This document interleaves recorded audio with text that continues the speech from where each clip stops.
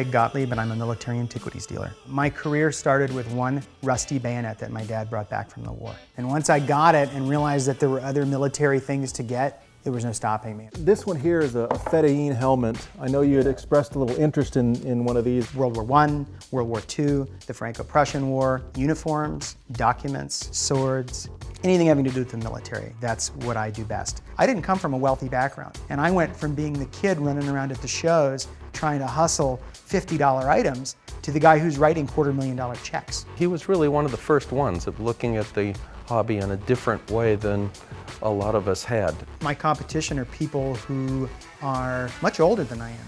Part of the meteoric rise is his ability to integrate a tremendous amount of facts and learn them in a hurry. You've got the Chicago Palm Pistol. He also was one of the very, very best of the websites. I am providing people with a jumping off point whereby they can experience history firsthand. And I like to tell stories.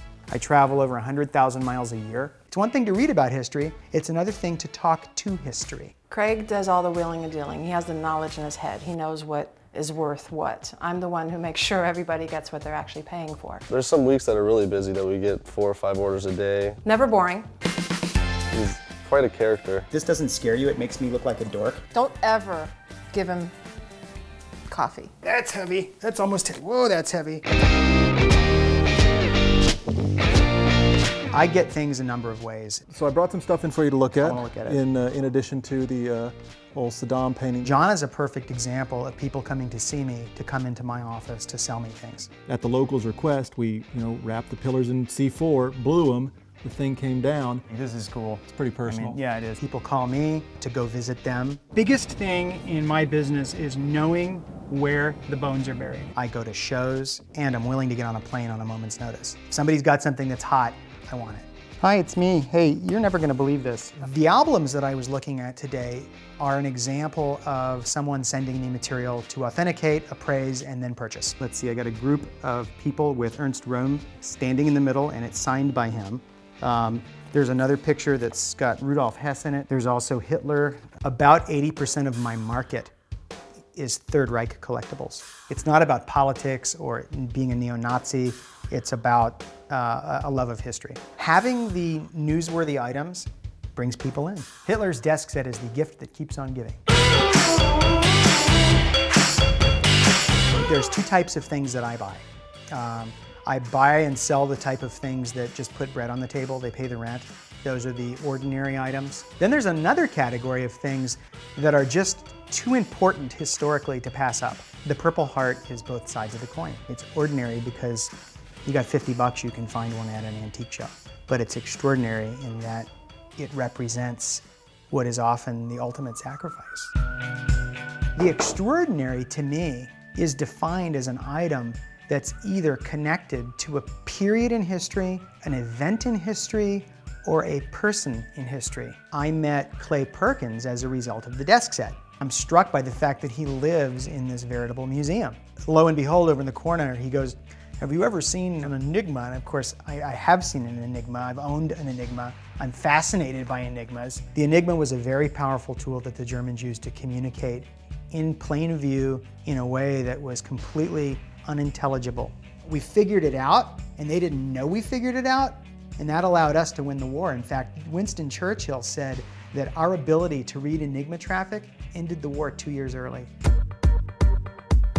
The bomb fuses that were used to disarm and arm the little boy bomb that was dropped on Hiroshima, Japan, to me are probably the single smallest and impactful pieces of history that I have ever held in my hands. Imagine what would happen if the bomb would have been dropped, it wouldn't have gone off, work on the Manhattan Project would have ceased, and world history would be different. It's giving me goosebumps. Sometimes the money part of me sort of, I turn that off because it becomes, man, I'm getting choked up about this because sometimes I'll hear a story that makes my heart stop. There's some things I look at and I go, that has to belong in a museum because everyone has to see it. Sometimes I get a good feeling. The way you authenticate an item, one, you look at the story. Who's owned it?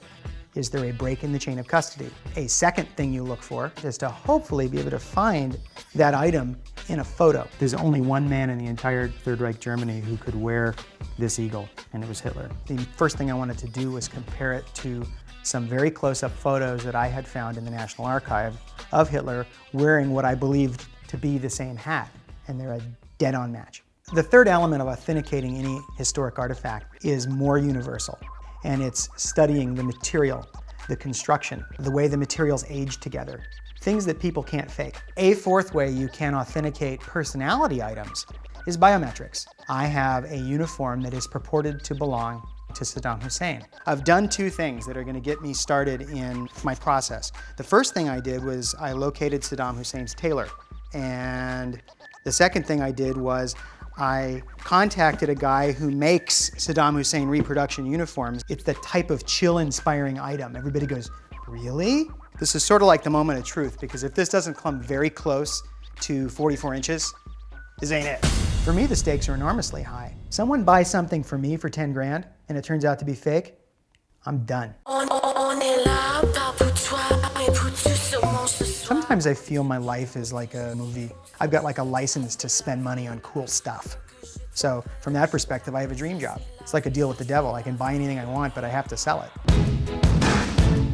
As long as we've got wars, we'll have relics, and as long as we've got relics, we'll have souvenir hunters and collectors. What's next for me? I want to find out, is the guy who claims to be the kissing sailor really the sailor in that picture? And number two, I want to know if he still has his uniform. That image gave people permission to exhale, because it was a sign that the war was over. God, there are so many things that I'd love to have, that I'd love to discover. My life is a treasure hunt.